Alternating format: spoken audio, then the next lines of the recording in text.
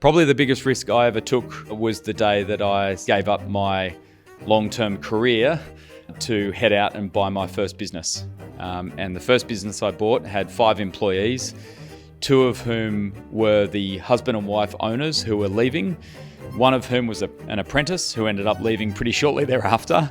So I was left with me and 2 technicians. And so that was a pretty risky time, but I'd never look back. So I think being an entrepreneur, the definition of entrepreneur that I enjoy the most is taking risk in the hope of return. And I think risk is an important word in that. And I think hope is also an important word in that. So taking big risks is just part of the journey.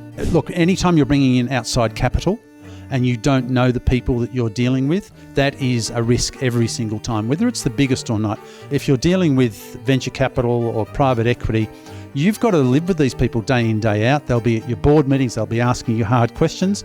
And that's the risk that founders take. Went all in on an energy company. I had retail licenses with some of the largest, Australia's largest energy companies, Energy Australia, and then one of the world's largest international power.